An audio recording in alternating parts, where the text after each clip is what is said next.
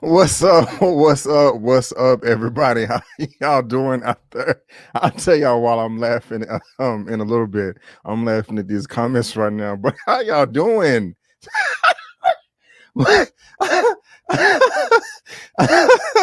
This is funny. Welcome to another episode of Just My Opinion, the movie news roundup edition. I forgot what I was trying to say. I'm laughing at these comments. This is late night creep edition. Late night creep. Late night creep. We already got a few super chats in the building. Before I get to those, no real talk. I want to thank you so much for being here. I see I have 21 people watching in the live right now, and I got about 15 thumbs up. So that's cool right there. We're not even 5 minutes in. So thumbs up, thumbs up, thumbs up as you guys are coming in. And I do appreciate it. And yeah, I had to give you guys a movie news roundup show. And let me go ahead and address this first super chat real quick. Zia Latrice, thank you so much, ma'am. Brandon, Zia Latrice, $14.99. Let's see. What a money reside, what a money reside, what a money reside, what a money reside. Okay, I told y'all before y'all.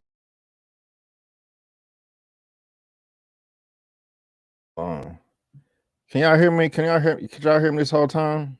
Can y'all hear me? Let me make sure. Okay. Something is going on with my monitor. But Brandon, I truly hope you are well rested and doing well. You work very hard. This is my favorite YouTube channel. Thank you so much, Zia Latrice. I do appreciate it, ma'am. You are my favorite and one of my favorite guests. You know, you and a couple of others are always coming through, showing so much love and support. I really do appreciate it. Thank you. We also have Sweet November coming through here with the $20. Here we go.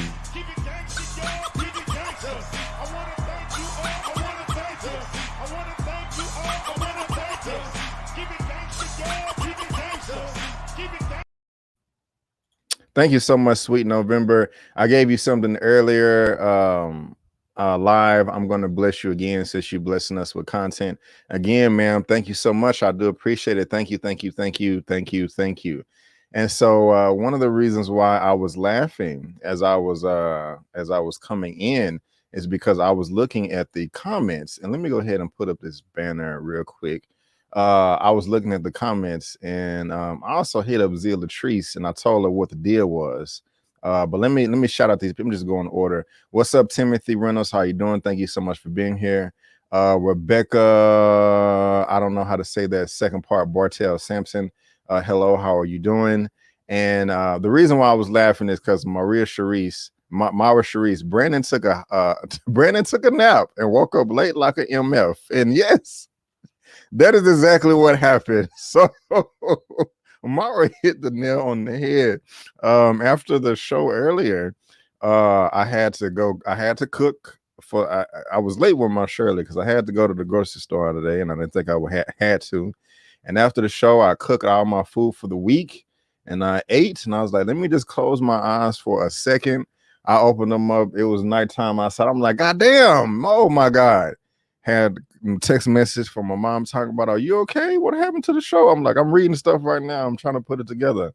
So yeah, your boy took a nap and fell asleep because I was trying to get her maybe like at 7:38, but I fell asleep. So sorry about that, guys. You know, things happen, but I'm rested. I'm got me a super power nap, you know. So thank you so much. Hit that like button.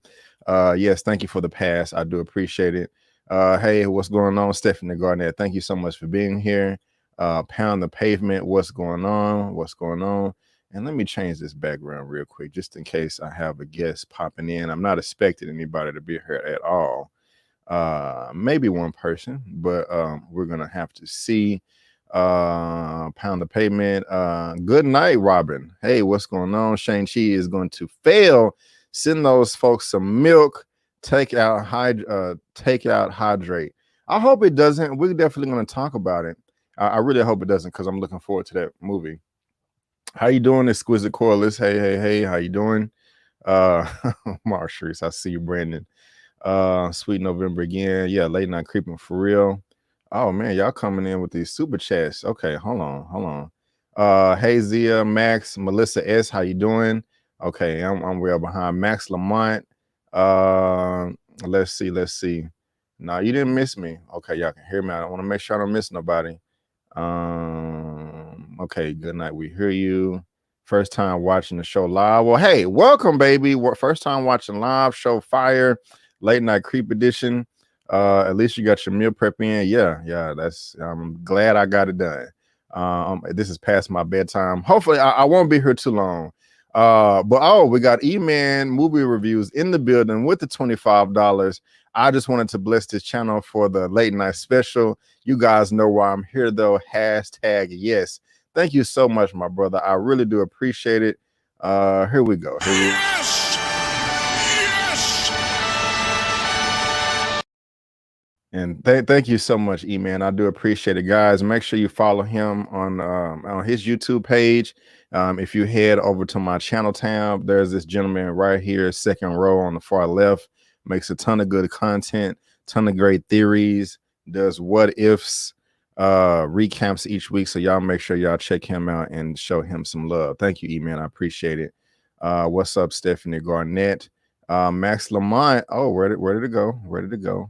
Where did it go? All right, Max Lamont, another $20. Let's get this thing going. Let's go.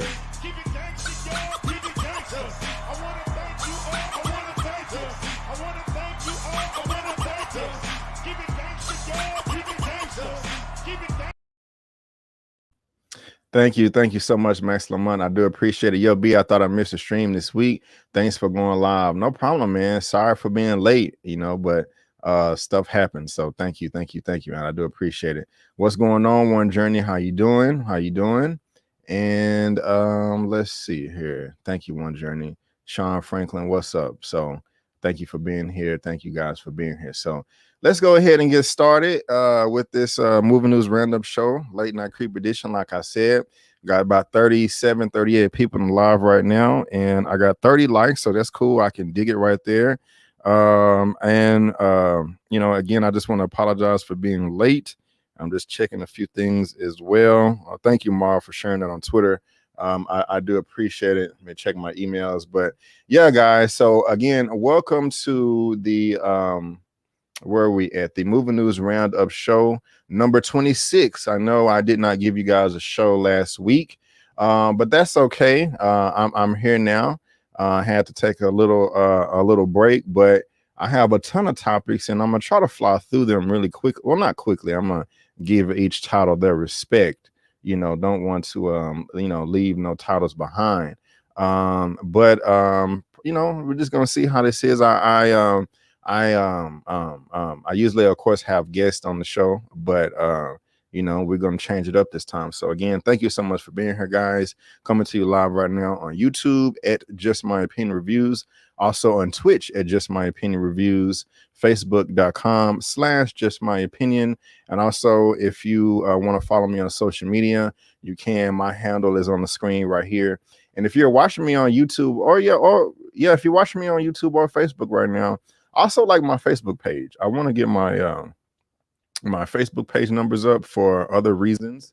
And so if you guys can help me out there, I would really appreciate it. And I'm so surprised, man. This dude right here is loyal. He always helping your boy out. I was not expecting anybody to show up, but I have my first guest to the show right now. And so let me go ahead and introduce you to him, coming all the way from the windy city of Chicago, and that is Mr. Eman with Eman's Movie Reviews.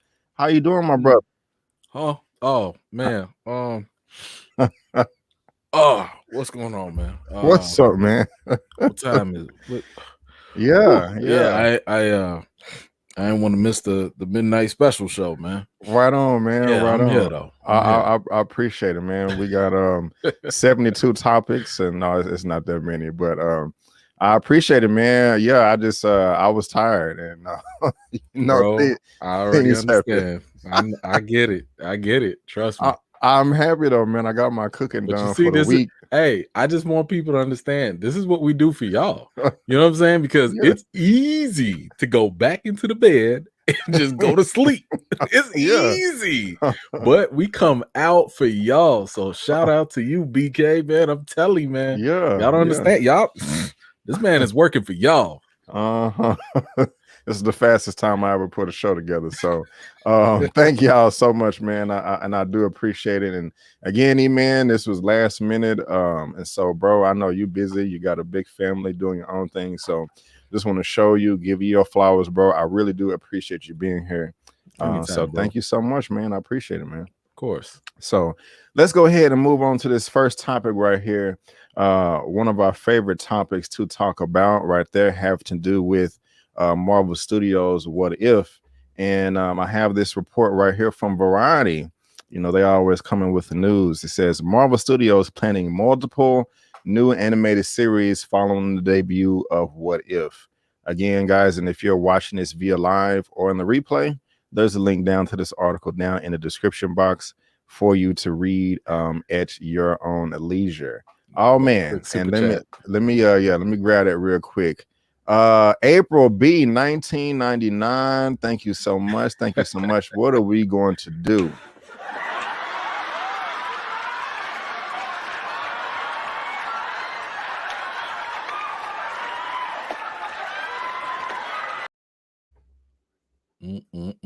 Thank you so much, April B, for the 1999 super chat. Is Keith Sweat joining this late live too? LOL.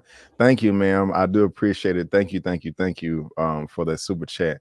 I do appreciate it. So let's see here.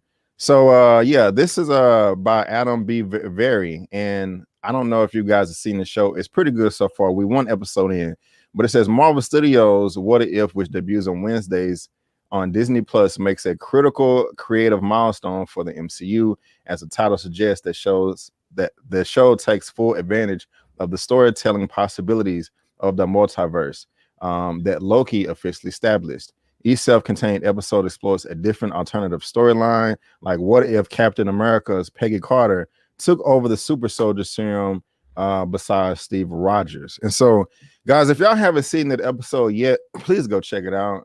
I really did like it. I mean, I don't think What If is buzzing as big as the other shows, but I think, you know, guys should still check it out. But I have this quote right here. We realize that there's a lot of cool avenues you can explore with animation, he says. And who is saying this right here? Winterbaum, this guy right here, who is now, to my understanding, one of the new creatives over a lot of the animated departments that they're talking about right here. Says, we realize that there's a lot of cool avenues you can explore with animation. He says, any project we create is going to be something that needs to be animated in order for the story to be told. There's very little desire to take place of an IP that's popular because we're coming out with a movie and just make an animated show about it. We're not going to do that. Now, again, you can continue to read at your own leisure, but the way I feel about this is I'm on the fence, because I'm very, very happy that we're going to be getting animated. More content. I'm not going to complain for more content. You know what I'm saying? Especially if it's comic book, Marvel, etc. So that's super dope right there. And I guess a year ago, I would be 100% on board with this, because as the MCU progresses, so did Kevin Feige's control over whatever he wanted. Not only was he over the films, he was now over like merchandising, cartoons, TV shows, everything. So I'm like, cool. If you're going to be giving us, you know, more Kevin Feige, more shows, all that stuff under his wing, I'm down. But we got this Winterbaum guy right here, and I don't know him. But that scares me, because it looks like control has been taken away from Feige. And I think this has to do with the whole Bob Chapek thing as the new CEO, because I've always been saying that he sucks. And so if Kevin Feige is down with this, then hey, it is what it is. But that's the only thing that has to be concerned, because I don't want them messing it up. And then real quick before I pass it to you, Eman, I just go all the way back to 2009, 2010 with Avengers Earth's Mightiest Heroes. The show was fire. And because of the success of the first film, the execs came in and was like, we want to cancel this show and make the animated show more like the movies. They did that. The show is not as good, that Avengers Assemble.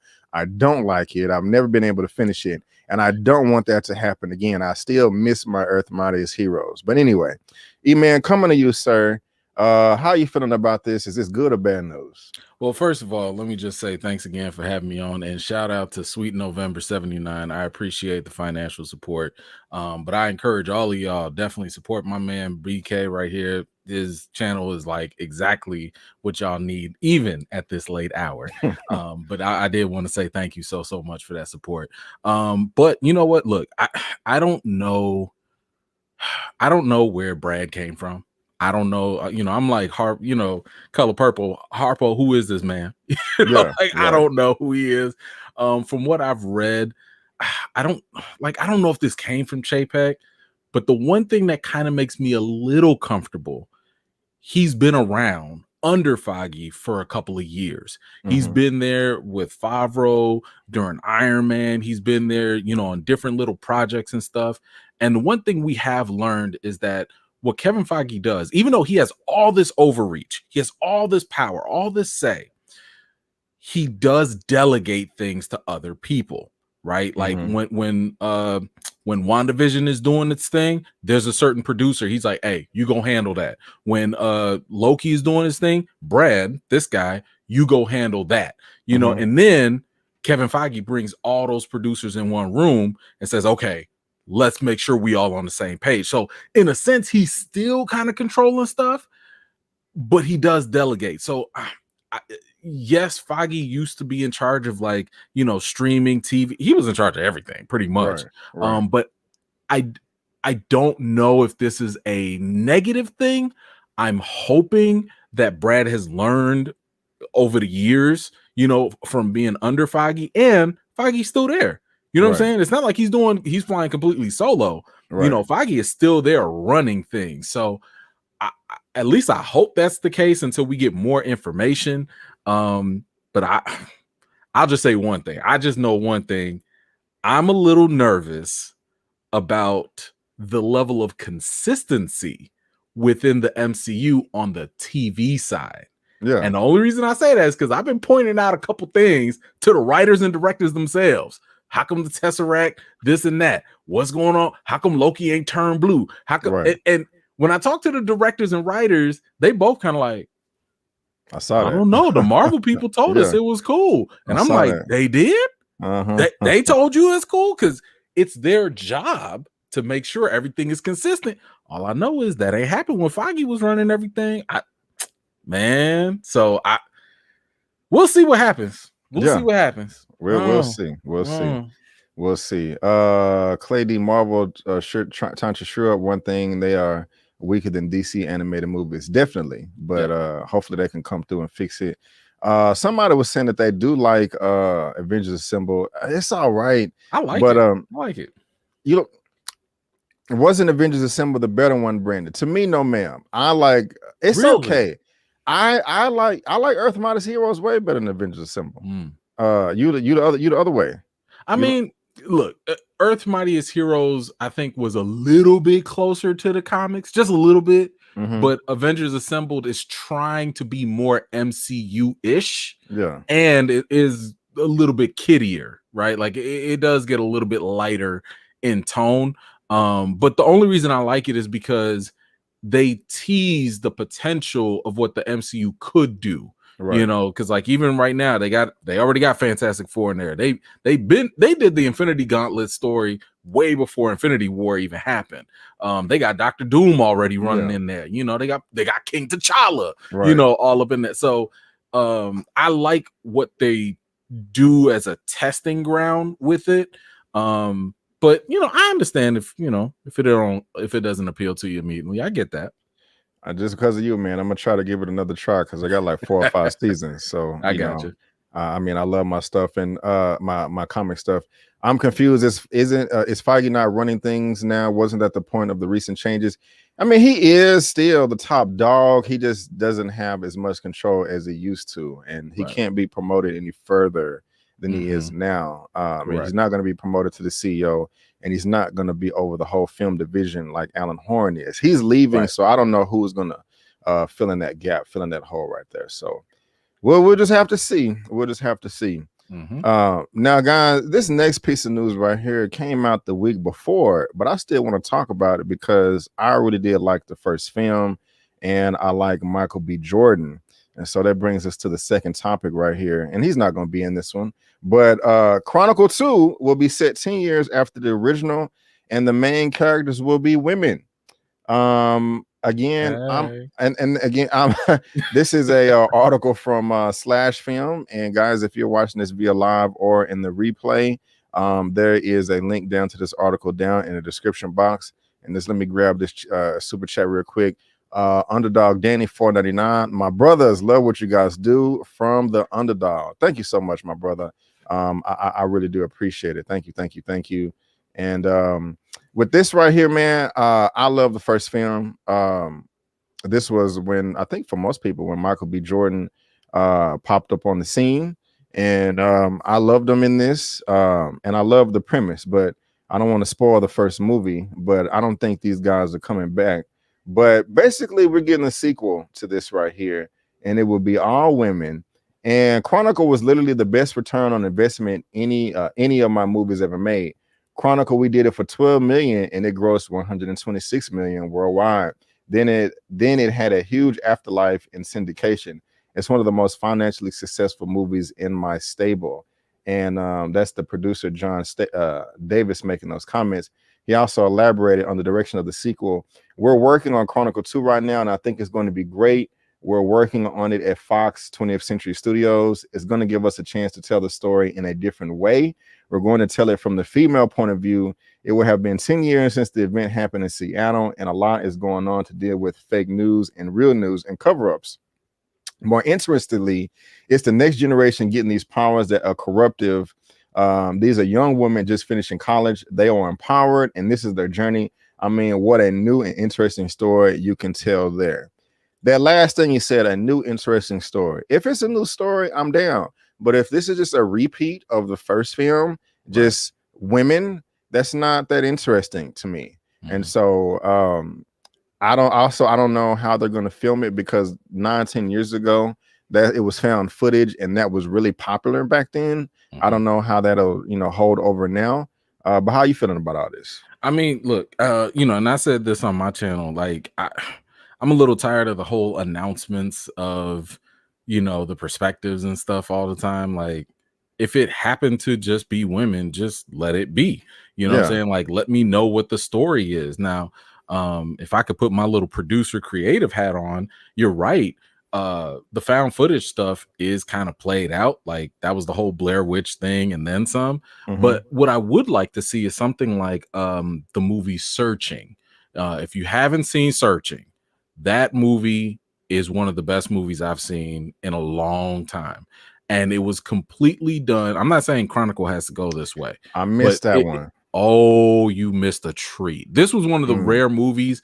I've never really done this as much. I don't give out perfect 10s, but I did on this one. Oh, wow. Yeah, like, it is completely done via phone, text, webcam. Like, you never see first person, shots or secondary shots or anything. The editing is masterful, the tension, all of that. So if they want to go a new route that way, where maybe this is all coming from like webcams or phone footage or something like that, just a different modern way, I'd be down for that. But I'm with you. I don't need a rehash of everything, but there's room to improve it if possible. Definitely. The new Chronicle film sounding kind of woke. I'll give you that, Elizabeth.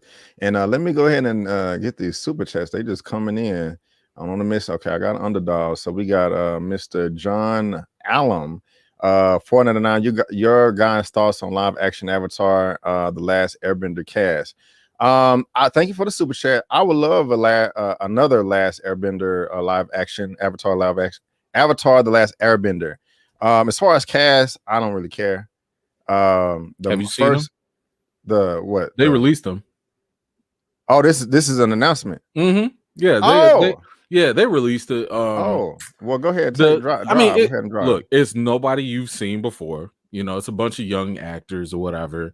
I'll just say that they do look close enough to the part. And because they're kind of like not really well known, hey, you know, it's kind of like all y'all could do is go up, right? So it's an interesting, you know, set of interesting cast. And I think there's potential for it to be good. Well, hey, the first movie was it 10 years ago with M. Night was trash. Oh yeah, trash, Super booty, trash. garbage. So yeah, man, booty, trash, nasty. Yeah, great Ugly. description. So if they're gonna be doing another one, I'm down. Yeah. Other super chats, and they're actually Asian, so you know. Oh that man, also helps. yeah, you know, very very much so. Right. Jaheim again. You think they'll reveal the Fantastic Forecasting during the event in November? I doubt it. If we were in like normal non-pandemic times, maybe, but there's just too many unknowns right now. People getting sued out the wazoo, so it definitely will get people excited, but I'm not gonna count it. I'm not gonna hold my breath. I don't know what you think, Eman. It's hard to say. I mean, the only reason Disney would ever announce cast is if that cast is, or that cast member is going to pop up somewhere else earlier than their movie. So Right. for example, they announced, you know, Chadwick Boseman as T'Challa, you know, but it was like so that he could appear in Civil War. You know, they announced him in 2014 so they could show him in 2016. So same, well, they didn't announce Jonathan Majors, but the news came out, but that was really so that they could be like, oh, by the way, he's gonna be in Loki. You know what I'm saying? Even though his main appearance is gonna be in Ant-Man 3. So if they do that, it would have to be for something that they're going to be doing sooner than later. Right now, I don't think so, but anything could happen. Right on, right on. And Pound of Payment, $5. It was a solid found footage origin story. Yes, it was. Yes, it was Pound of Payment. And thank you so much, my brother, for that super chat. I do appreciate it. And they should have made this sequel a long time ago. I mean, $12 million, and we went over it 126 worldwide. So that's a hell of a killing right there. And it was, I mean, everybody liked it. So I don't know what they're doing, but they should have got on that money a long time ago. So again, guys, if you're watching this right now via live or in the replay, let us know. There's a link of that down in the description box below for the article, and so it's for you to read at your own leisure. And again, just let us know what you think in the comment section. Next piece of news here. Hold on. Can we get the mods in there to mute one of those? There's some spam. This guy. Can we get one of the mods that just we just need a mod or somebody to just go ahead and put them in timeout. What's up, Larry? Killmonger is the rightful ruler of Wakanda. What's up, man? What's going down, bro? Let's see. So I'm laughing at another comment. Stephanie come hey, it's Larry. I'm laughing at Zia. But let's go ahead and move on to this third topic, man. And I can't wait to give you my comment on this. Got this from CNBC. Sony's Venom, Let There Be Coins delayed until October due to Delta COVID variant. Nothing, just to say right here, they're delaying the movie because by 3 weeks. I don't know who is excited about this. Now, I will go ahead and again, guys, if you're watching this in the live or the replay, there's a link down to this article down in the description box. But I will admit, the first film I had super low expectations for. I actually ended up liking it a bit. However, I still care absolutely nothing about this movie. I don't care about this news. If they came out tomorrow and said, guys, we are scrapping the whole Venom 2 thing and throwing it away, you'll never be able to see it, I will not lose a second of sleep because I just don't care. I just haven't. I mean, I'm gonna see the movie. I'm gonna be fair. I just have no interest in seeing it. I don't want to see any more Sony Spider-Man stuff without Spider-Man unless it's in the MCU. And my thing is, hey, if the movie comes out and it's great, we get a great movie. If it comes out and it sucks ass and bombs at the box office or streaming or whatever, it increases the chances of Marvel, Disney finally getting all control over this. So I don't give a crap about this being delayed. Eman, how you feeling? Oh, I'm heartbroken. I'm devastated. It is rocking my world right now I don't know what to do. Oh no. Oh no. Dear God. Oh no. No, man. Look, I don't give two craps about this movie like that. I mean, yeah, I'm with you. I'll go watch it, but my thing is just the fact that, like, when y'all gonna put Spider-Man in this? That's y'all did the whole buddy cop thing. Y'all did all fine, whatever. But I don't think people. I mean, I do think people realize this, but I think the people that are going into this with the, how can I say this nicely? They're going into this with the Fast 9 mindset. They're kind of like, we're just gonna go in for some laughs. It's just gonna be some, a good time. And I'm like, y'all don't really understand how dope of a storyline the Venom versus Carnage, the triangle, the Venom Carnage versus Spider-Man. Y'all don't really realize how dope that story really is. When I tell you Venom and Spider-Man was the definition of on site, Carnage and Venom was the definition of on site. You know what I'm saying? So I'm sitting here like, when y'all sitting here just cracking jokes, it's the red one. I gotta go. It's like, come on, man. Y'all just losing all this potential, especially if they make it rated R. I don't think they will. But I'm saying you losing all this potential. When not Maximum Carnage, when Carnage was out, this man was out here slicing and dicing folks up. Mm-hmm. This was not regular comics. My man was a whole goon in the streets. He was painting the streets red with blood. This is not a laughing matter. I'm just saying, like, they could have a legit, mature slasher type of comic book film, but now they kind of regulating it to like stupid slapstick humor. Right. And I'm just saying, it's shameful. Imagine The Punisher being a comedy. Oh my gosh. You see what I'm saying? It's like, don't get me wrong. Comedy has a place, because people, every time I criticize comedy, people think I hate comedy. No, I hate comedy that don't have a real place when it's not needed or bad timing. And I'll just give this one example, because I know people be missing me when I say this. Remember that iconic scene in Aliens with Ridley and the alien right before next to her face and all that? All the tension, all that stuff building up. Imagine if somebody like farted. Imagine if somebody cracked a joke. You know what I'm saying? That would be awful. That scene with all that suspense, all that tension, all that, everything would have been ruined just because somebody wanted to make a stupid joke. That's what I'm saying, man. When, like, I say comedy is like, it's a way to like just disrupt things unnecessarily. So that's the only reason I'm not really looking forward to this Venom, because I feel like they're gonna throw all these cheap jokes in there when it legit could be a serious, mature. I mean, Carnage it's a serial killer on the loose, But anyway, I'm sorry. No, real quick. I have to say, like, misplaced jokes, it takes me back to Doctor Strange, because I was so frustrated when he finally realized, okay, I got to go beat ass. Yeah. Right as the second act is transitioning to the third, he looks in the mirror, he puts the cape on. It's like the superhero music, dun dun dun, I'm finna go whoop ass. And then like the little cape comes and starts wiping his face. Yeah. I was so angry. Like, you just ruined the moment. You don't need all of it. You don't need it all the time. Yeah, so it's okay to pull back on, like, leave those as bloopers. Yeah. Leave them as bloopers. I'll come back. I'll check it out on the deleted scenes. I'll have a chuckle. Bro, I scoffed big time. I was like, oh God. Like, I was frustrated. I was frustrated or whatever. So yeah, y'all laughing pretty hard in this comment section. But anyway, we don't give a crap about that. So Elia, my gosh, I just butchered her name. Miss Elia Cantu. I'm so sorry, ma'am. Thank you so much for the $3 super sticker. I do appreciate that. Yeah, I did a live with her earlier today. Let me see what she says. Hey, B. Avery and Eman coming through to say hi, give you guys a thumbs up. Thank you so much, ma'am. You're an angel. Guys, I did a live with her earlier today for Power Book 3, episode 5.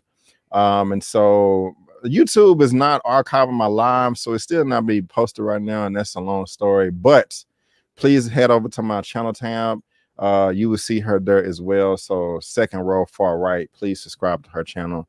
Follow her on Instagram and all that good stuff too. Thank you so much for the super sticker, Miss Cantu. I do appreciate it. Yes, thumbs up, thumbs up, thumbs up. And so, yeah, let's get Venom out the way because we don't really care about that. But let's move on to a property that I do care about, man. That I do. And I saw your video when you talked about this on Friday. But I'm excited. And that's right here. We got this article from Collider. Says Stephen Lang, who was the bad guy in the Avatar film in 2009, says after he read the Avatar 5 script, I was weeping. I thought it was so beautiful. And again, guys, if you're watching this via live or in the replay, there's a link down to this article down in the description box below. This is one of my most well, let me read this first. Lang, I'm so excited to talk about it. I ain't even talked about it yet. Lang also talks about the way James Cameron dealt with a technical problem on set. But let me just go down to the quote. When I finished the last script, I was weeping. Mind you, he said last script. I just thought it was so beautiful. Yeah, the final script, because he's telling a great story, and an original story, a beautiful, beautiful story. And I was just incredibly moved by it. I hope and trust and believe that audience will be too, because one of the things that he does really, really well is he moves it from the page to the stage in a way that is very literal. You know what I mean? You really see it. What you read is what you get from him. I think, and more. And so what he's talking about is James Cameron, who is the director of the Avatar film and Titanic, and we're going to be talking about that. He's definitely pushing it big time on this one. I'm not giving anything away or any trade secrets to say, but I am working on the sequence. Well, this right here, he's talking about he wasn't able to figure out like a technical thing on the script. I mean, on set. I don't think you guys are too interested in that. I don't want to reach you to death either, but the article is down in the description box below. Pound of Payment said he's hallucinating. Nah, man, I have to tell you, I am an Avatar fan. I love this movie. I watch it at least once or twice a year from beginning to end. I even may change. Well, I don't want to say that much, but I love it. I love it for the visuals. I mean, even though the story is carbon copy, I just don't care. This man changed technology, and he has a perfect resume, has a perfect filmography. He's never missed. And I know this has been delayed year after year after year after year, but he's trying to give us that perfect 9.5, 10 out of a 10 again. And so if James Cameron says we need to wait, we need to push it out, I believe in him, and I believe Stephen Lang. You know, of course, he's trying to promote his own movie. Talking about it's beautiful, but I believe it. I really believe it. I don't know. Avatar 2 is going to take place a lot in the water because we didn't really discover the world of Pandora underwater. And so that's just something to look forward to. Let me see. Zia Latrice, I'll have grandchildren and great-grandchildren before the sequel drops. Miss Cantu says Avatar was an unforgettable visual experience in theater. I will always remember it. Yes, ma'am. Eman, how you feeling about this, bro? How you feeling? I mean, like you said, you know, bro, like James Cameron don't miss. Like this dude, y'all really need to look at this man's resume. When he go out there, I said it before in my live, he's like Jordan in the finals. He don't lose. Like he go out there and does something, and it's either a great movie or it's the top grossing movie of all time. Like he doesn't have choices except greatness or even more greatness. Right. You know, now I saw in the comments somebody was asking what's taking so long. So just to kind of give you a quick hash on it, basically, you know how we had 3D technology, right? So, you know, you watch a movie, you put on the 3D glasses at the theaters, that's what you get, right? That's what really blew the visual experience for Avatar away with all of us, right? So what he's trying to do, he's trying to develop new technology where it's basically 3D, but you don't even have to wear the glasses to see the 3D. However, technology has not caught up to what he envisioned yet. So we don't have the theaters don't have the projectors that he needs yet. I want to say like the projector itself costs like $20,000 just to have. That ain't no regular projector. That's a projector like, hey, if you buy this, you only playing Avatar 2, 3, 4, 5, and that's it on that. So the technology's not there. The screens are not there. So he actually had to go out of his way, create a production company that is developing this new technology to blow you away because we ain't caught up yet. So whatever this dude has in his head that is supposed to visually blow us away, the same way Avatar blew us away, we just got to catch up to him at this point. So, I mean, I think he's earned enough respect for us to wait. I mean, you know, it's kind of like, yo, genius at work. You know what I'm saying? Like, I don't know. Right. I'll just wait. Yeah. Basically, Cameron is trying to create the next big thing MCU films and other structured films will use in their films. Right on.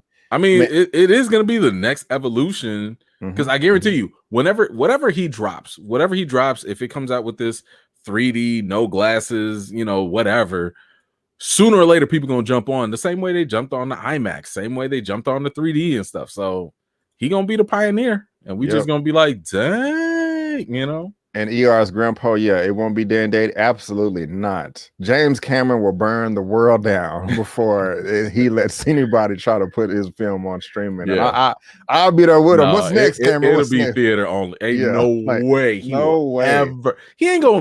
not gonna take 10 years of his life, 12 years of his life developing something for the theaters to then be like, just drop it on stream. It's fine. He wants your eyeballs on the theater screen. SG Evans. So I'm gonna be 60 when the next film come out. For real, probably. Man. Hey, and you gonna buy that ticket too? That's true. I'm gonna be there too. Stephanie Garrett says, as a nearsighted person, I hate the 3D. Doesn't work with spectacles, and I'm squinting without them. I feel you. And the thing about it, man, it was so many shitty, crappy 3D production, 10 years ago, like. A lot of people cut corners. You know, it was only a few select tour directors that actually took the craft and used it the way they wanted it was supposed to be, instead of just money grab. We can charge an extra $3.50 per ticket. I understand that for business wise, but go ahead. The difference was the camera. So the ones that you thought were really dope and really good, they used a 3D camera. And snaps! Finish your comment. They used a 3D camera. The other ones did it in post, like on the computer graphics or whatever. And you can also thank China, because China liked 3D so much that the industry kept chucking it out. But forget all that. Yeah, we need to talk about that. Hold on, let me. Man. Oh bro, God. I just got goosebumps. Oh my God. Whew. Oh my God! I tell you, blessing the channel. Oh my God! We're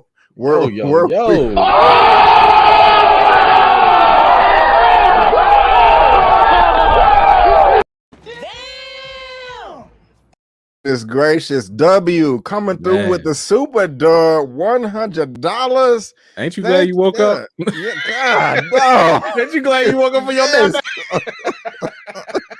I said, man, I can't go 2 weeks without a show. He was like, yeah, man. Man. W. Thank you, man. The people love you. Thank you. Keep making this content. I will, my brother. I will. I gotta give you.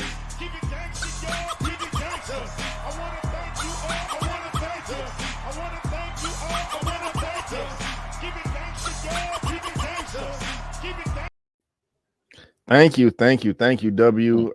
Man, I wish I had a full name just to give you, some more credit, man. You W is win, man. Win. The super chat whisperer. So no, thank you so much, W. I do appreciate it. Thank you.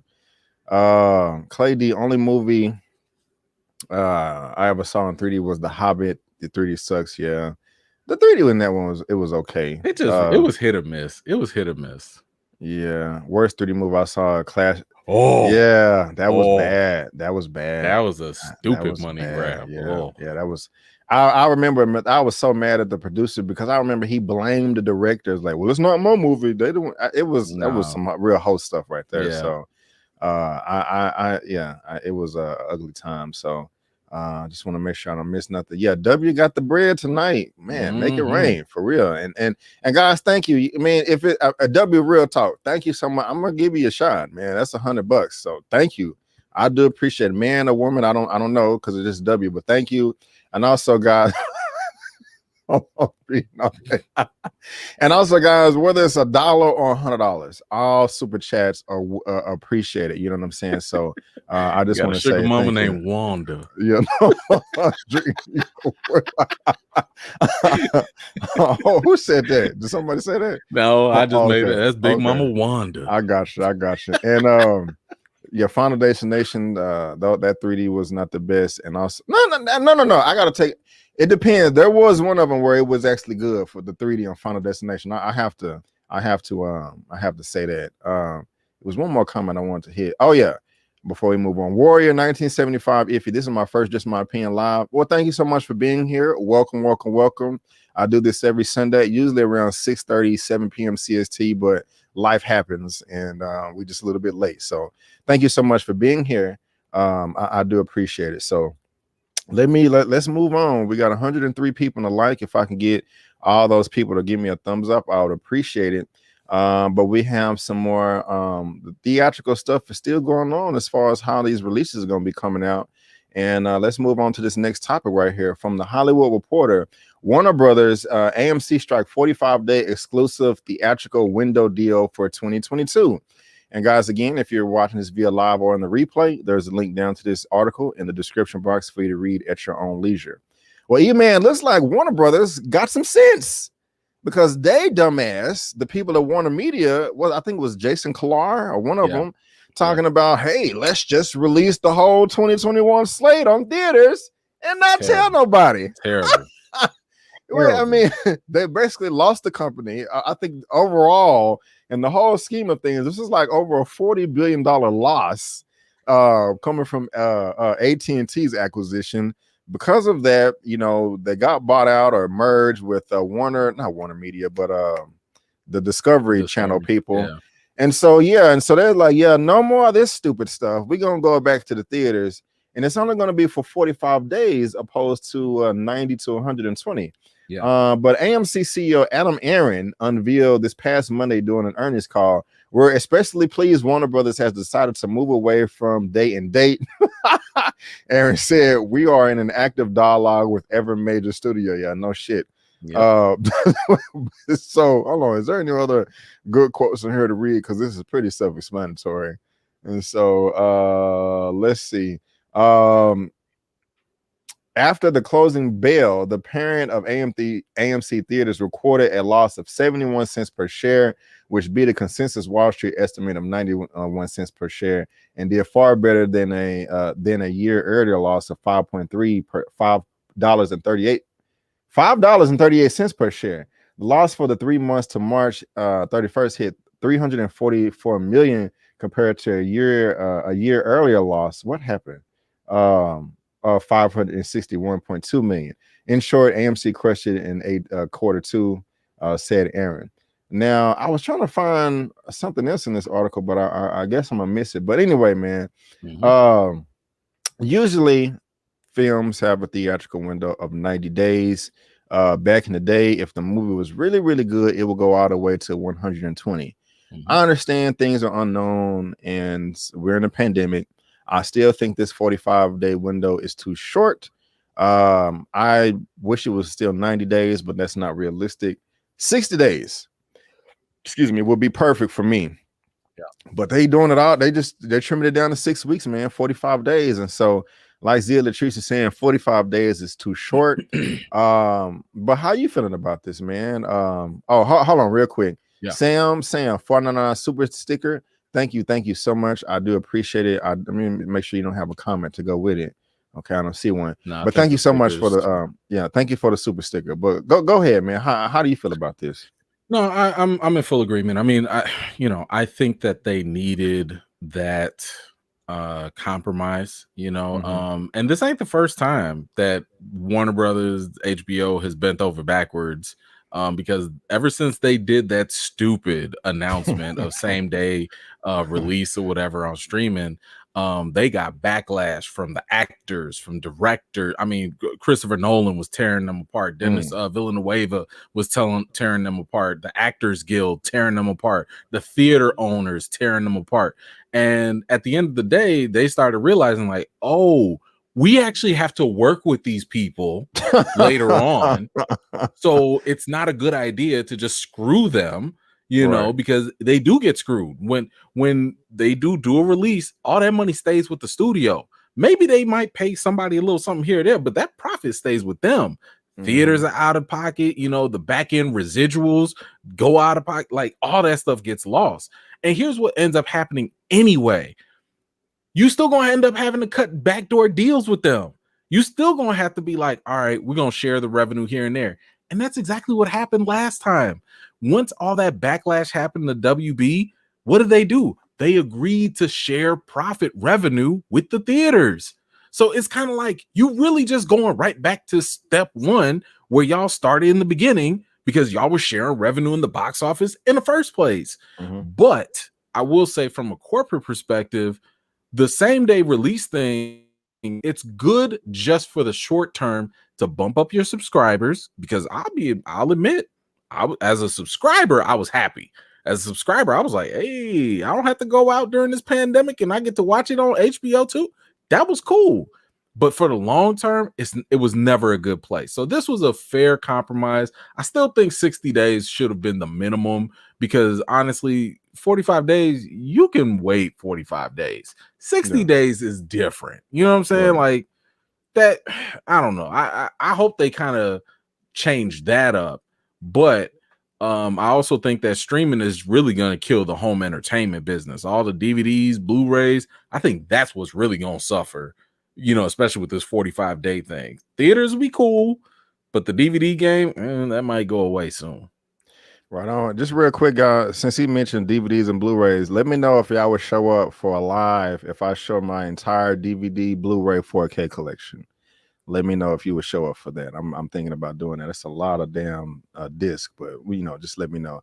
My thing about the this release thing, day and date, 45 days, 60 day, I'm fine with a day and date release. I mean, theatrical will always, you know, be king for me. I'm fine with day and date. I'm fine with a 30-day release, a 45-day release, just depending on the title.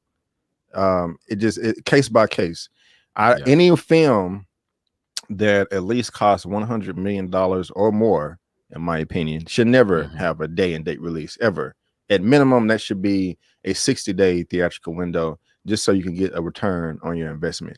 Now, if you want to make a small movie like what's the Resort to Love or something, that the Christina Milian movie on Netflix that costs maybe $3-5 million, or a $20 million budget, $10 million budget, do that day and day. You know, even if it's pirated, you know, you still may not lose so much, but you know, this 45-day day and day stuff, do that for your smaller titles, your larger blockbusters and stuff like that. You know, save that. What about something like Get Out or Us? Those weren't 100 million. I mean, that's fine. I don't want my man Jordan Peele not eating though. Well, true. You can, you can still put that on streaming and make I think you can make a profit. I mean, it's only $5 million though, or it was less than, I think it was like 4.5, and we didn't know it was gonna be good. 45 day, let's do 45 day then. You know, okay. I don't. I mean, good point. I agree with you. Like, I think it should be case by case. Here's the thing: studios know when they have a B movie on their hands. They know this. You know what I'm saying? So if you know the movie ain't gonna test well, if you know that it's probably not gonna be successful, do the same day and date thing if you really have to. But you know, for something like, if you know it's coming from Jordan Peele, if you know it's coming from, you know, Christopher Nolan or whatever, and it happens to be a lower budget, then you do kind of need to push that out there, because you know there's a following, there's a base, and so on.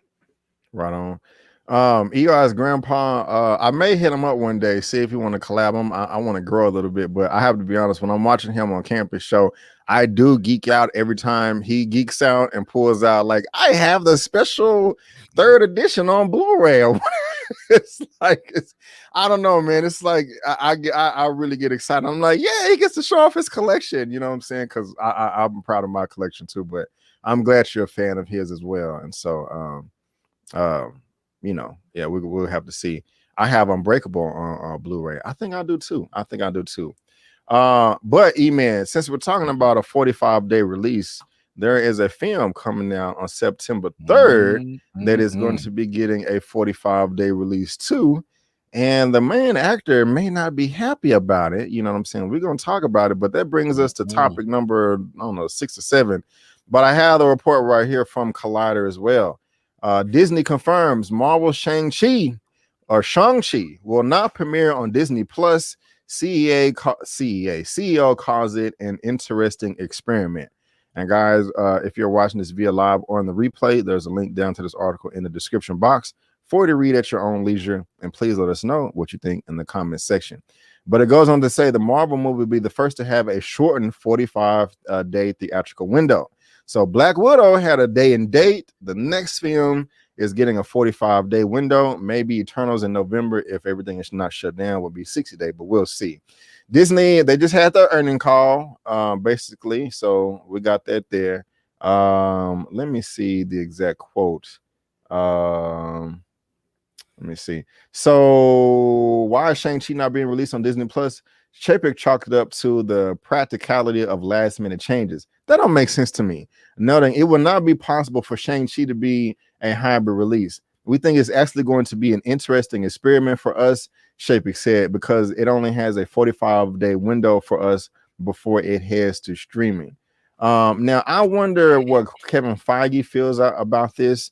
I think Chapek is full of crap. He will never That's true. He a company man. Yeah, I don't. This whole it's too late to do it. That doesn't make sense to me. It's not too late, but at least this is better than 90 days. I mean, at least this is better than day and date. I wish it was 60 like we just talked about. But people have 6 weeks to go see it. Excuse me. Some fans are not happy about this piece of news. I'm gonna be combining these stories. But how are you feeling about this so far, man?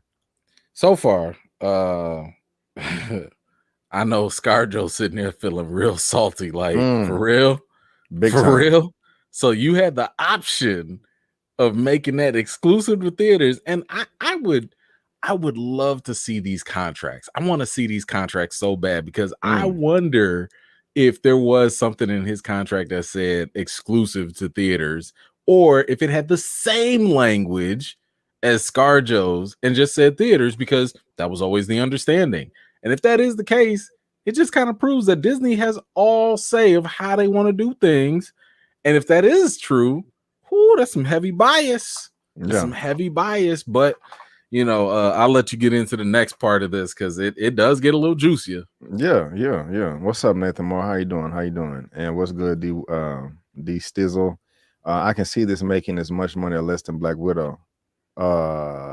As much or less, I think it'll make more. But so Chapek called this an interesting experiment, and again, this article is down in the description box below. But also we got this other article right here from the Hollywood Reporter. Shang-Chi star Simu Liu fires back at Disney CEO over experiment comment. I mean, we ain't having that. We are the celebration of culture and joy that will preserve after an embattled year, the Marvel star says. And guys, again, this article is down in the description box below either. So our titular character, Shang-Chi, is not feeling this, and this is what he says. Liu, who plays Marvel hero Shang-Chi, was not pleased by the comment responded via social media. We are not an experiment, he began. We are the underdog, the underestimated. We are the ceiling breakers. We are the celebration of culture and joy that will preserve after an embattled year. We are the surprise. I'm fired the F up to make history on September 3rd. Join us. And there's an image of his tweet right there and him working hard as well. Eman, how you feeling about his comments, man? His clap back. We ain't no experiments. They the underdog. How you feeling? Listen, there's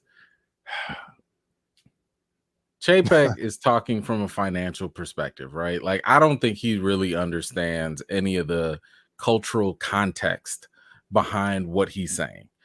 He's looking at it from a corporate lens. It's like, from money-making perspective, we gonna try this corporate strategy.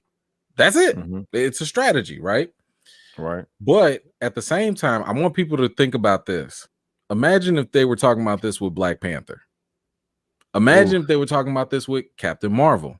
Yeah. When it's the first of something, and then you say, we're gonna try this experiment. We're gonna see how this goes. You know, like that has a little bit of stickiness to it. Yeah. You know what I'm saying? If you said like, we gonna try this first female-led Captain Marvel movie at this experiment. hey, this all-black movie with this whole big old cast that we ain't got no expectations for. We gonna try this experiment, see how that goes. Right. That can rub people the wrong way. You know, you might not have meant it that way, but that's also tone deafness. You know, definitely. So perfect word. You know, it's one of those things where it's kind of like I totally understand why he's upset. I get why, because we have not had, especially not in the MCU, strong Asian-led films like that, right? Right. And the thing dropped is, the ball with the Social Supreme. Right, you know, and it's kind of like exactly with Tilda, you know. Yeah. But the thing is like, if this fails, what happens? You know, like, does that mean we're not gonna get any more Shang-Chi? The other thing to think about is kind of like, do y'all really care about this movie? Because when you care about a movie, look at let's go back to Venom 2. Venom 2 got delayed. Why? They could have maybe sold it to somebody, done a streaming deal and cashed out. They know Venom's going to make money for them, right? So because they know that, they're like, delay. What they do with Morbius, we think it's going to make money. I don't know why they think that, but they think it's going to make money. So delay. You delay those movies when you care about them. When you kind of sort of feel like as whatever, you drop it.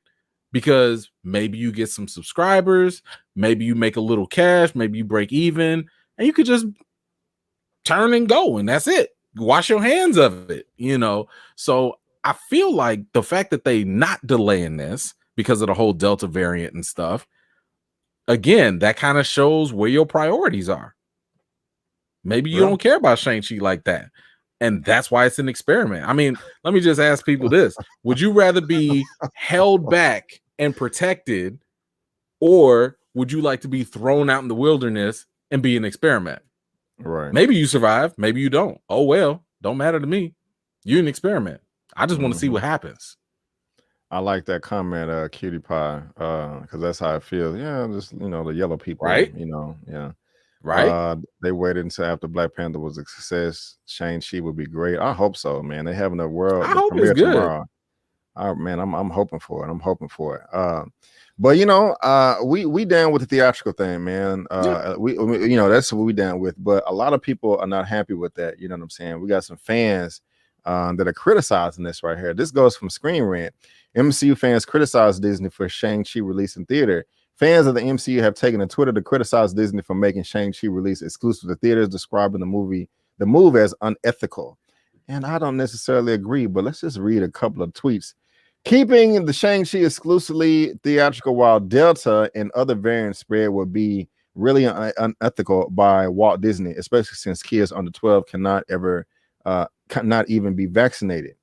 Given the slow recovery of movie theater attendance driven by a secular shift in consumer behavior and exaggerated by the worsening COVID-19 Delta variant pandemic, why are you shifting back to an exclusive theatrical release? Somebody else says, okay, that's Steve Weintraub from Collider. Certainly seems like a mistake. I love going to the theater and I'm fully vaxxed, but it's just not worth the risk right now. I watched Black Widow and Jungle Cruise on Disney Plus and would have shelled out $30 for Shang-Chi too. Instead, they'll get nothing from me. I'm assuming that Tyler Smith has a family, and if he does, that makes perfect sense. I mean, it's a win financially. I've been to opening night of almost every Marvel Studio movie, but at this rate with COVID, I'm going to have to pass on Shang-Chi. I don't want to. I want to support more diversity in Marvel, but I can't risk it. Very disappointed in Disney for not making it premiere access. Oh, I can't wait to talk. This will come back. This will come back to bite them. People are quickly losing confidence in the safety of the theaters again. I canceled our tickets for Suicide Squad and opted for HBO Max. Don't see myself going back to theater soon, as it's nice as it was to be back for a bit. And yeah, and so they're not good at their jobs. Then they shouldn't have needed a last minute change. What are you talking about? We're in the middle of a pandemic and they should have a backup plan. What are you talking about? Instead, they insisted the world would just go back to normal after over 4 million people died. Beyond frustrating. I'm sorry, but that last one has to be I understand the first ones, but that last comment, in my opinion, was extremely ignorant to me. Look, I understand. I'm not knocking nobody if you don't feel comfortable going back to the theaters. That makes perfect sense. I have no argument there, but calling this a bad business plan and the other comments, that doesn't make sense to me. You can't have this as a day and date release. They're talking about a backup plan. It won't make any money. We just saw that happen with Black Widow. Okay, if you do that, people and Suicide Squad. Yeah, exactly. That even did worse. It's not, people can pirate it easy. Piracy is way too easy. It is too easy. It is too easy. It is too easy. All a bootlegger got to do is when the movie comes out, record it, and then the next day at work, he handing out his disc, making his money to everybody at the job in the parking lot or whatever. You know what I'm saying? The family, the male at work, he coming home as the hero Friday night because he got a bucket of chicken in the latest release on 4K. Because if you know what I'm saying, if you know what you're doing, you can even enhance the quality after you pirate it. You know what I'm saying? So there's no way you can make money like this. It's just, that is impossible. I would be more into it if piracy was not a thing, or like piracy. They can stop that, like I said before, if they watermark your premiere access. Like if you buy it and they watermark it, like with your email or your ID number or something like that, maybe an ID number so it won't be put out there. And if your copy is leaked out, okay, you go to jail. You get a $250,000 FBI fine. Ain't nobody gonna be prying and stuff. So in my opinion, if they want to do this day and date stuff for these $200 million plus films, watermark it so you can't pirate it. But that doesn't work. We just saw that with Black Widow. And so you're just going to have to wait 45 days. I'm sorry. And that's good to me because less people at the theaters to give more room to the people that want to go. And I mean, other than this being a 60-day release, there's nothing else that Disney can do, in my opinion. Eman, how you feeling? I mean, I don't know if I'd go as far as saying unethical because, for one, you still have theaters that are doing reduced showings. You still have people, getting vaccinated, wearing masks, washing their hands, taking baths, like you still have ways to go see this responsibly. You can still social distance at the theaters. So it's like, I wouldn't call it unethical. However, like I said before, I still question, why would you even want to release it? Why don't you just delay it? Delay it. Push it back maybe a couple weeks, a couple months. Yes, the Delta variant is coming up, but people are also going back for not only their first shots or whatever, but they going back for their boosters as well. So, it's one of those things where I kind of question. And do you want this to tank? Because like if it does go same day, like you mentioned, it's gonna be a problem. Like, and then next thing you know, the very first Asian-led movie is gonna have this stigma. It's gonna have this asterisk by its name, as being like the worst opening and all this stuff. It's gonna be a bad thing. So, the 45-day release, I don't really like this strategy one way or another. Like I said, they need to push it further out to give it the strongest chance of actually succeeding on its own, because right now it feels like I don't even want to say it's a no-win situation, because the same day ain't gonna help. The 45-day, maybe. The only thing I think might be in this movie's favor is if it has strong word of mouth. If something happens in Shang-Chi that like we're all like, yo, you gotta go see this right now. That FOMO the fear of missing out, that might help it get some legs, but even that's short term, because the internet spoiled things quickly too. So I don't know, man. I don't know. Bro, heard this comment that I heard you talk about this so many times. This Jehu, real talk. I wanted to see Suicide Squad twice in theaters, but ended up watching it on HBO Max 2 times due to convenience. Yeah. we always say, man, people, you know, usually people, they make all this money because people like myself, I really like a movie, I'm gonna go see it at theaters 2-3 times. Sure. You know what I'm saying? But that's not the case when it's you got it at the house. So you're not gonna be making bread like that. You know what I'm saying?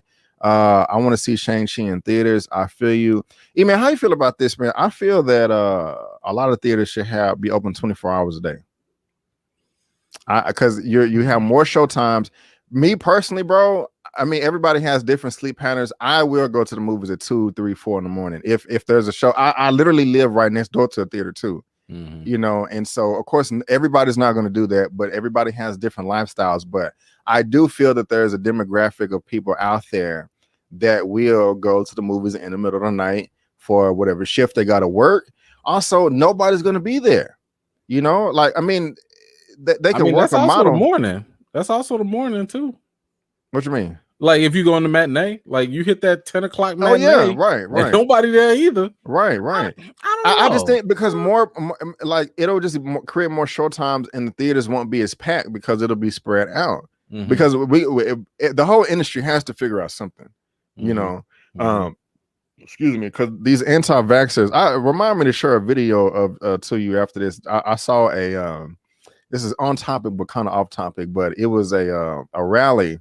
It was vaccinated people versus anti-vax people fighting all in the street. I didn't see no black people, which made me happy. Fight. It was ridiculous. But I'm just saying, man. I think that the whole industry has to figure something out. I think, if you only have 5 showtimes a day, those showtimes would be more packed as opposed to if you had 7, 8, or 9. You know, because it's spread out. So, it's just an idea. I want to know also from you guys, if you're watching this via live on the replay, to where if theaters were open 24 hours, are you the type of person that would take advantage of that? Go to a midnight show, 2 a.m. show, or at least 24 hours on the weekend. I don't know. I think that'll probably be closer, right? So like if you do something like, Friday we 24 hours, Saturday we 24 hours, but like that's it. Yeah. Maybe. Right, because at least I got kids, man. I gotta like at this point, I gotta wake up on their schedule, and they wake up at the crack booty of dawn. So, and the only time I can watch anything is late at night, because usually I'm watching something scary or adult, or whatever. So, I can't watch the Suicide Squad in the middle of the day, while my kids are around. So. But yeah, if it was like late at night on close to the weekend like that could work. Yeah. I'm sure the young folks out there that are working the theaters could use them bonus hours. Hey, give them a job instead of going out into the club and stuff. Or somebody older. You know what I'm saying? You got older people that bag groceries and stuff like that. Sure. Help them with some extra dollars. Stephen Lawless said, "Hell no." I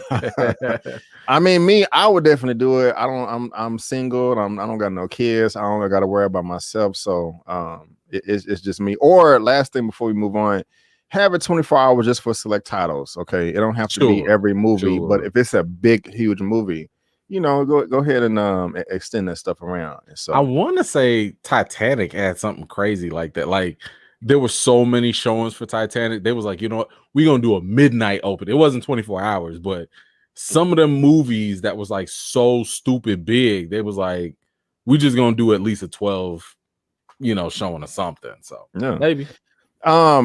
Instead of going to the hookah lounge after the club, go to the movies for real. Because they have movie theaters where it's like a bar setting. Yep. Like it's a big screen, but it's like a bar. That, man, I would hit that up. You could do some things. Oh man, hey, bring the hookah to the movie theater. I would take every date there. They would get mad at me. This is how we do. You got drinks, Anyway, so you gonna take Wanda? Yes. Where you at, Wanda? Where you at? Let's set this up real quick. Okay. Now, man, let's get over here to this juicy stuff right here with ScarJo, man. Oh man, we got some more information that just came out. Oh boy. We talked about how Bob Iger and Chapek were not getting along, but it looked like Iger may have been kicking the can down the road with Chapek as well. You know what I'm saying? More information is coming out, and so we all know that Scarlett Johansson sued Disney for Black Widow, a hybrid release. She felt it was a breach of contract. Her and her legal team tried to come to the table with Disney and negotiate like, hey, I understand this happened, not y'all fault, but my deal said this, y'all released them like this, let's renegotiate like this. And as Eman likes to say, no, they ignored her, they left her on scene or whatever. And that's what caused a lawsuit. Now, I have this report right here from where we at? Where is it at? Dwayne Johnson. You know, people was asking him, they was like, Dwayne Johnson not planning on suing Disney over Jungle Cruise release. I guess him and Emily Blunt was happy. Now, Emma Stone was talking, it was news that saying that she may sue as well. But there's this report right here from Variety. It says Disney CEO Bob Chapek dances around Black Widow lawsuit, gets real about the theatrical release. And guys, again, if you are reading this via live if you're watching this via live or in the replay, there's a link to all these articles down in the description box. But man, if we get into this article, my brother, it just goes to say they was having this conversation on this Thursday earning call. Chapek grazed the company's ongoing salary drama with actor Scarlett Johansson. The on-screen superhero sued Disney last month, saying she was deprived millions in compensation and that she would have earned in the film from a theatrical release. Bob Iger and I, along with the distribution team, determined this was the right strategy to enable us to reach the broadest possible audience. I did not know that, guys. Chapek said in his opening remarks, invoking his predecessor, doing a reverent speech about Disney's ongoing commitment to storytelling. So I was going to this thing thinking that this whole thing had to do with Chapek, but it looks like Bob Iger had his hands in it as well. Since COVID, we've entered into hundreds of arrangements with talent by and large, and they've gone smoothly, Chapek said. And then he goes on to suggest this, and you know how people have options to make more money with the hybrid stream, with the hybrid release. He also suggested that when Disney had to author its release plans for movies, it comes up with ways to award stars whose bonuses were tied to box office performance. That was a sticking point for Johansson, who claimed the simultaneous release of Black Widow depressed ticket sales. But it was a conflict that Disney is believed to have avoided with the Jungle Cruise star Dwayne Johnson by changing his compensation structure when the film also bowed on the streaming service at the same time it debuted in theaters. We figured out ways to further compensate our talent so that no matter what the business model, everybody feels satisfied, Chapek said. Chapek said decisions on release strategies will be made on a film-by-film basis on global marketplace conditions and consumer behavior, adding that his team will take a bespoke approach to each individual project to do what's best for the movie and our constituents. Dude, this sounds like a big ball of baloney molded on the roof of your house in the hot summer sun. What is going on, bro? You got the biggest Hollywood star with The Rock. They want to renegotiate his contract. But Scarlett Johansson over here, one of the lead female actresses, they like, no, we good, huh? What'd you say? I'm busy right now. Can you call me back? Can we reschedule the meeting? Huh? I'm busy. What's going on? Oh, I don't got no bars. The My number phone you died. dialed is no longer in service. You know what I'm saying? What is going on, bro? That's messed up, man. It's double standards in the midst, my brother. I don't like it. It's stinky. It's very, very stinky, and this just keep getting messier and messier. So it look just if y'all don't know what's going on, Scarlett Johansson tried to renegotiate her contract. They said no, they ignored her, but they was able to do this with The Rock. I don't like it, bro. How you feeling about all that? I mean, it's messed up. It's messed up in different ways, right? I mean, like it does look like a double standard for now. But of course, you know, a lot of these are corporate chess moves. The problem with corporate chess moves is the fact that they are usually done for legal purposes and for financial gain. They're not always done with public image in mind, right? So everything Chapek said is everything that needs to be said for legal reasons and to maintain confidence from financial shareholders and business partners and so on and so forth. That's why he said, yo, we've done all these compensations and we've done all these things to pay people fairly. Now, remember, they also called out ScarJo's paycheck. You notice they ain't call out The Rock's paycheck. Didn't nobody say, hey, we paid The Rock $30 million. He should have been cool. What's the problem? Nah, but they was quick to call out ScarJo's $20 million and put her business out in the streets like that. So they you know, it's dirty. It's not cool. And like I've said before, a CEO's job, yeah, you're supposed to steer the company in the right direction. You're supposed to make the money, but you also not supposed to make them look bad. Because if you keep, how many times have we been talking about this? How many times? It's like every week there's something else, whether it's a Disney clapback, whether it's one of their lawyers, whether it's Chapek, whether it's somebody, there's an insider. This is not good to keep on having your name, you know what I'm saying, like in the news like this, and for all the wrong reasons, you know. But we're seeing that maybe if this is a positive, at least everybody, maybe ScarJo's going to have to be the sacrificial lamb. Maybe she's going to have to be the martyr. And the thing is, and I don't want to get into her pockets, but she can afford this, right? Because she is like one of the second highest paid actresses like in the game. Excuse me. Now, don't get me wrong. I'm all for her getting her money. Right. But everybody after her, they're going to be like, ooh, I don't want that to happen to me. Hey, tighten up them contracts. Yo.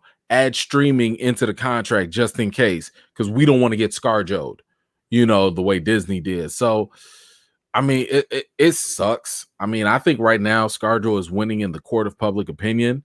But I think Disney is doing everything they can do, you know, to cover themselves, especially because there's an active lawsuit. And the one thing I think people need to keep in mind is it's not about being right when you in court. It's about what you can prove or not prove. And I think Disney is doing everything they can do to just prove everything against ScarJo, even if it's underhanded. So it sucks. I hate the fact that she's got to go through this. I hate the fact that they putting her name out there like that. I think this all could have been easily avoided with like a quick backdoor conversation. Just, okay, you know what? Pandemic, here go 10 mil. What is 10 mil? What's 20 mil? What's 30 mil to Disney? Right. Disney can burp and make $30 million. You know what I'm saying? Like, it's nothing. So I don't really know why they want to let this continue and drag out, but you know, hey, it seems like that's strike two for your boy Chapek. Yeah, I mean, man. He got Shang-Chi out there cussing him out, and you know, and ScarJo got a whole lawsuit. Also, your boy Dave Bautista had a comment talking about they didn't even ask him to come back for What If. You know what I'm saying? So these Did you see the response? I didn't. Let me know. Yeah, your boy Brad Winderbaum. He responded. He was like, I did see that. Yeah. I did see that. Yeah. He was like, there must have been a miscommunication. Right. Really? That's full of crap. My ass. Miscommunication. You know? We missed picking up the phone to communicate. Right. That's crazy. Jehu talking about, Disney been losing plenty of money, especially with their biggest money maker, that the parks. Yeah. Now that's their number one. One more quote real quick. We said from the very beginning that we value flexibility and being able to make as last minute calls as we can. Chapek told one analyst when asked when all upcoming Disney releases will not see day and date premieres. Both Ryan Reynolds' Free Guy and the latest Marvel title Shang-Chi and the Legend of the Ten Rings will exclusively premiere in theaters before heading to VOD. I heard that they wanted because Free Guy, if you haven't seen it, bro, it's off the chain. I do need to go see it. I haven't seen it yet. It's really good. I really enjoyed it. But they that was a 20th Century Fox film that now Disney acquires. They didn't want to put that on day and date because apparently it tested so well. Like it was one of the best tested movies they ever got. So it's like, we need to try to make a trilogy out of this. And so that just goes to show, man, we was talking about Venom earlier. Like, do y'all really care about the movie? You know, I heard another pundit say this about the thing about Emma Stone's movie too, like Corella.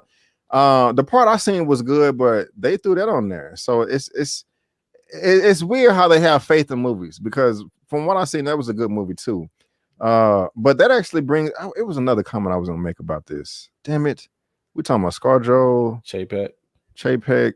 It was one more thing I was gonna say before we moved on. Damn it, I'm gonna remember when we end the stream. Emma Stone signing on for the second one. That's the next topic, but it was. No. Oh well, I guess it'll come. Damn, yeah, tomorrow or something like that. But let's go ahead and move on to this next part right here. We're almost done. You know, ScarJo could have been saying that this is sexism, but that may not be the case. But I still think it may be, because we have this report right here from Variety as well that Emma Stone's not going to be suing Disney for Cruella. Looks like they worked some stuff out, and she's going to be coming back for part 2. So that's quite interesting. News of the sequels. Oh, and if you're watching this, guys, via live or the replay, there's a link to this article down in the description box for you to read at your own leisure. And please let me know what you think in the comment section below. But news of the sequel's development broke in early June, just weeks after the live-action prequel to the Disney animated classic 101 Dalmatians opened in theaters. At the time, Cruella director Craig Gillespie and screenwriter Tony Magnara were both expected to return for the new movie, but a deal was not yet done for Emma Stone. While the media landscape has been disrupted in a meaningful way for all distributors, their creative partners cannot be left on the sidelines to carry a disproportionate amount on the downside without a potential upside. Patrick Whitesell, executive chairman of Endeavor, said of the new deal, this agreement demonstrates that there can be equitable path forward that protects artists and aligns studios' interests with talent. Whitesell continued, "We are proud to work alongside Emma and Disney and appreciate the studio's willingness to recognize her contributions as a creative partner. We are hopeful that this will open the door for more members of the creative community to participate in the success of new platforms." And so again, guys, if you want to read this, you can, because the article is down in the description box below for you to read at your own leisure. Like you said, bro, this is convenient as hell. I think that she actually was thinking about suing, and Disney came to their senses like, we cannot have all these actors, actresses, talent coming out and suing us. So let's get ahead of the game.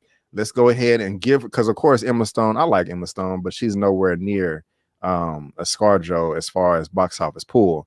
But I was like, okay, let's just give her what she wants, pay her something. So it looks like we're doing the right thing. It looks like ScarJo is an anomaly and she's being greedy, wanting more than 20 million. So, you know, let's try to save face here and show that we are able to negotiate. We're able to negotiate with The Rock and Emily Blunt and Emma Stone.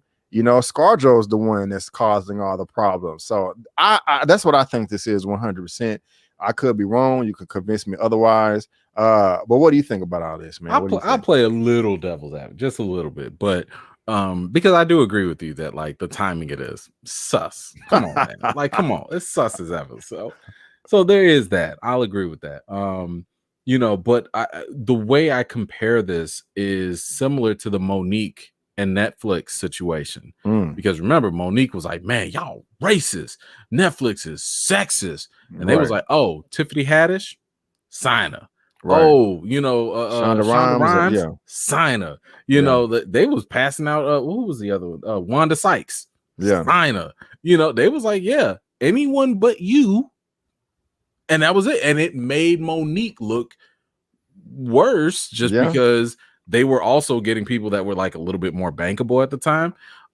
So, but like I said, now here's the thing. Monique was not suing them, right? So I think no, I think she was. Or maybe I don't think there was an active lawsuit. Maybe there, I'm assuming there's not.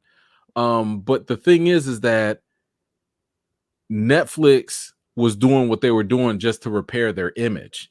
And they were just kind of like, no, we not. We signed Dave Chappelle. We signed Chris Rock. We got Tiffany Haddish. We got Shonda Rhimes. They did all those things. And it was like, what are you talking about, Monique? Now Disney. Now here's the only thing I'll say in Disney's defense: we don't have the contracts. We also don't know the day and dates of when these things have gone down. Unfortunately, all we can react to is the timing of the reports and the news. We don't know if Emma signed this contract yesterday. Right. We don't know if she signed this before the lawsuit even happened. Maybe they were already in negotiations before the ScarJo thing. So I'm just gonna try and be humble because I don't have this information either. Maybe there's some stuff here. Maybe Disney has a heart. Maybe I don't know. I'm just gonna say though, these news reports and the timing ain't a good look. It's not. It's not a good look. It does not look good in their favor because it looks like y'all trying to catch up now. Right. So I mean, I don't know. If I was Disney's PR person, I would have said something like, yo, we did this way before, or we always was gonna do something. I don't know. I don't know, man. They need to fire Chapek though. I don't know. Please, man. That's one thing. Please, bro. If ever since the beginning I had bad vibes, and I was just like, I don't care what you do with Disney, just don't mess up my Marvel. That's all I care about. It's just, but we finally got these X-Men characters, bro, and things are falling apart. Like, but they like. How does that happen? Like the impossible happened, and then the whole leadership changes. It's like, do you know how much fire content we was about to have, man? Don't mess it up, Chapek. Don't mess it up. It's straight up gold, man. It's straight up gold. Like platinum. It's platinum, man. It's vibranium, bro. I'm almost kind of mad at Iger. I'm like, yo, old self, you could have kept running this shit for 5 more years. I'm saying, man, I was thinking the exact same thing today. So y'all let us know. Y'all let us know what you think down in the comment section below, because we definitely want to hear your thoughts. Whether this is live or the replay. And again, everything is down in the description box for you to read at your own leisure. Well, all right, man, let's go ahead and move to this final topic of the day, man. And again, Eman, thank you so much for being here, my brother. I do appreciate it. Had to save my people for last or whatever. And so we got this report right here from Deadline, always dropping that good news. It says Power creator Courtney Kemp signs overall mega deal with Netflix. Now, I don't know if you guys out there watch Power, but I do. And like I said, me and Miss Cantu do our weekly lives. But this is Miss Courtney Kemp right here, the creator of Power, and I'm proud of her. Power player Courtney Kemp has joined forces with Netflix. The creator of the Stars franchise has inked a high 8-figure overall deal with the streamer to create new series. That's at least 10 million, guys, and develop other projects for a global audience through her through the end of her episode banner. Baked into Kemp's newly minted 4-year agreement is a possibility of her compensation rising to 9 figures based on the success of the new projects. That's what's up right there. And so Kemp will remain the executive producer and involved creatively with the Power franchise and other spinoffs as well. And let me see if I think there's a quote somewhere in here. I am incredibly excited to join the Netflix family and to continue to develop the kind of entertainment that end of episode is known for. Diverse, multilingual, water cooler, social media fuel series packed a serious punch, Kemp said today of her new deal and the Chris Salak run shingle. I am looking forward to working with Bella and her team, who really appreciate the voice and perspective that we bring to the table.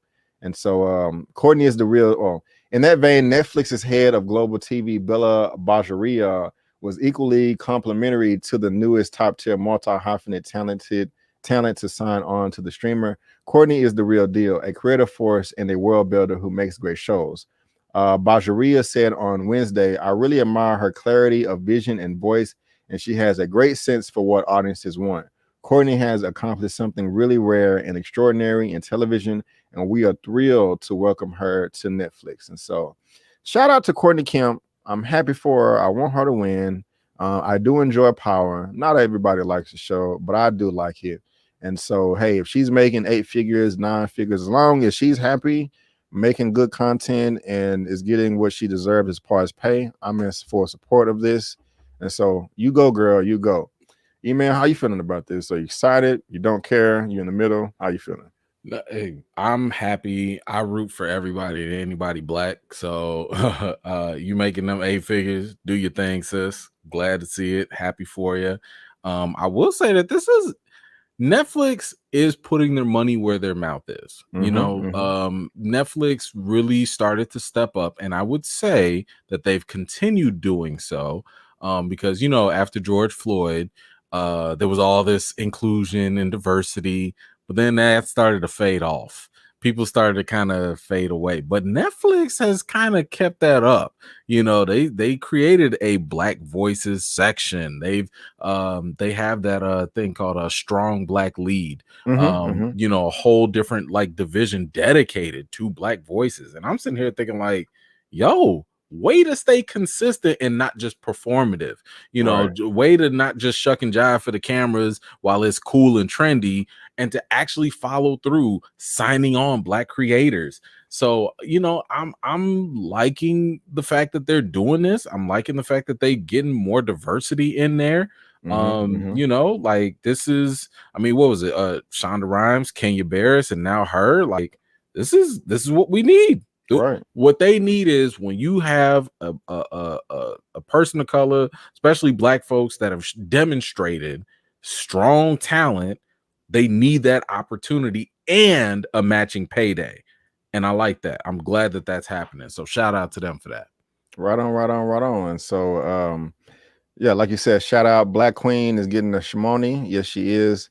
Does that mean that she's dipping, or she would be with Showtime, but have her apprentices, proteges take over those projects? I think they said that she's gonna stay on with Pirate as the executive producer. She's probably gonna delegate. Yeah, I can see that. We're gonna have to see. I hear you, D Stizzle. Yeah, I get Pearl Mata vibes from Shapek. Yeah, I feel you.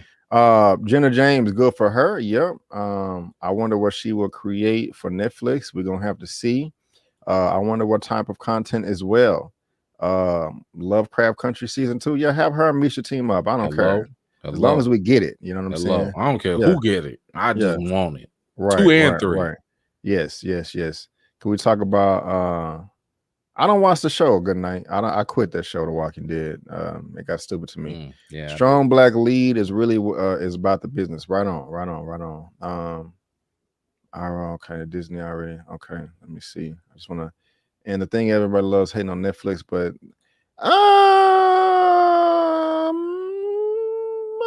sure. I think I can't. Yeah, I won't disagree with you there. So. But shout out to Shonda Rhimes, my sister. I'm really, really happy for you. Good for you. And just, keep working hard, keep delivering us good content. And you will always get my support, And so come on, Karma. We do want another Lovecraft Country. Come on now. We don't want, let's no, I'm just messing with you. Jeez. I want a last comment. I want to see her tackle other genres like horror, maybe Black original comic content, live action. Right, yeah, I can dig it. I can dig it. So you got anything? Oh my goodness, gracious. That's the best way to end man. It is another wonderful full live. Have a great evening, everyone. Thank you so much, ma'am. I do appreciate it.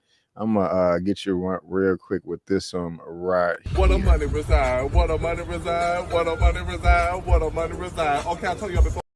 Miss Cantu again, thank you so much for the super chat, ma'am. I really do appreciate it. Thank you. You paying me, I should be paying you.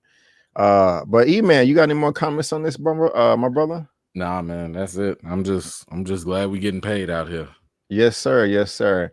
Well, ladies and gentlemen, I want to thank you so much for tuning in. That will conclude this late night creep edition of the Movie News Roundup show. Sorry I fell asleep on you guys and woke up like, what the hell? But hey, things happen. I'm gonna try to do another live tomorrow. Probably I'm gonna try to like 6:30 p.m. CST or 7 p.m. because I still want to do my live recap for episode 1 of What If, and so you guys can stay tuned for that. And again, everything that we talked about is going to be down in the description box for you to read at your own leisure. As far as movies that are coming out this week, I don't know. I mean, I'm seeing movies, but I don't know. They don't come out till later, so I don't know what movie reviews. Don't Breathe 2 came out. Who? Don't Breathe 2. Yeah, that came out. I haven't seen it yet. I haven't seen it yet either. I need to go catch it. What comes out this week? I can't. Well, is it no? In the Night House. Does that come out yet? Hold on, just real quick before I don't even know what's coming out. I'm trying to go to IMDb and coming soon. Just real quick. Okay, you did say the Night House. Yeah. I don't even know what it is, bro. Oh, Reminiscence. Yeah, Reminiscence. I don't know if I'm excited about that. Paw Patrol. I feel like definitely not gonna be seeing demonic. See, Protege. Look. Go back up. Paw Patrol streaming, demonic streaming. Keep scrolling down. Streaming, Protege, Flag Day streaming. Wow. See, this is what I'm talking about. These are the movies that normally nobody would be checking for. That movie Risen, I saw that streaming.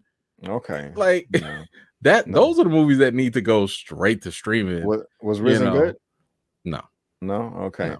The only thing that interests me on this is Protege. They got Samuel Zell. I feel like that should be a straight up Netflix like movie. If it's not, I don't know if it's going to theaters or not. We'll see. Well, what you can count on from me this week, guys, is a What If episode live recap of 1, a recap of episode 2, with T'Challa being Star-Lord. They're gonna be doing a video, a recap, 2, a live and a recording. Some trailer reactions, and you may get a review from me of Protege. But Eman, you final word, sir, and what do you have going on your channel? Bro, I'm with you on the late stuff, man. Like I just got done with my breakdown for episode 1 of What If, and I feel so bad because I was tired. I'll be honest, like I was just tired all week. My baby girl made the tennis team. I saw that. Yeah, man. We went out. We bought the tennis rackets and, we got the balls and everything, you know, but I got to, people going back to school and stuff. So, like, I was tired. We had to go shopping. We had to do this and that, all that stuff. So, but I got it done. So it should be up. I'm going to put it nice and early in the morning. Nice. For everybody.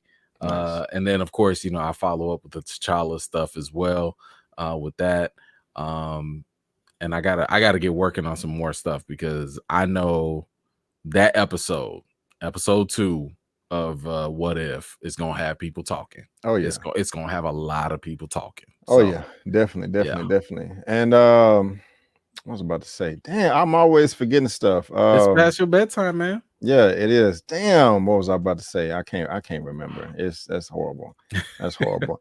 Well, guys, do me a favor. Thank y'all for tuning in. If y'all don't mind, watch my Free Guy movie review. I want y'all to check that out. It's not doing too well, but my I think because I released it like at 5 in the morning. I don't know, and late. But Respect is doing well. So y'all can go check that out as well. Here's everything on my channel, and so. Thank you guys again. Y'all saying y'all loving the show, and I do appreciate it. And this is what I was about to say. Tell your daughter I said congratulations. Oh, absolutely. for making the team or whatever. Thank you. You're very welcome. When y'all review Shang-Chi, do not hold back. Do not be kind because of Marvel. I'm looking for it, bro. I was telling myself that today. I was like, because martial arts movies are my favorite, even more than comic book stuff. And then you have comic book MCU, and then you're combining those. This is a dream come true for me. The last time I saw a good martial arts movie in theaters was like 2011, 2012 when I saw the Raid Redemption. I saw that in theaters. You better say the Raid. Yeah, I saw that in theaters, and so I hope Eman don't get mad at me for saying this, but we're both seeing it not tomorrow, but Tuesday night, not in the same place because I'm in Texas, he's in Chicago. But the world red carpet is Monday tomorrow. We're lucky we're going to be able to see it on Tuesday, and I think the reviews come out a week later after that. I think like the 24th. But I'm not gonna go easy on it. I'm gonna be honest, and if I don't like it, I'm gonna say it. But my goodness gracious, I can't wait. I can't wait. I'm with you because I mean, to be honest, like Shang-Chi is supposed to be top 5. Yeah, top 5 in the MCU. In number Marvel, 1. Yeah, if not number 1. Yeah. If not number 1. So if you coming in here with some light punches and some some sweep kicks, low punch, high punch, like man, look, y'all listen.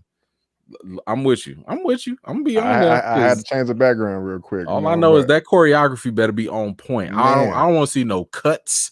I want to see some long choreographed, straight up blood. man. Yeah, I hear you, man. I hear you. Well, guys, we're gonna head out of here, and thank you so much for tuning in. And guys, so again, if you want to follow me and Eman, you can on social media. This brother's information is in the description box as well, and he is also on my channel tab, so you can head over there and subscribe and watch all his videos too. But guys, again, I just want to thank you all so much for tuning in. And before you go, don't forget that I'm B. Avery, and that's Eman, and that's just our opinion. Peace out, and we'll see you next time.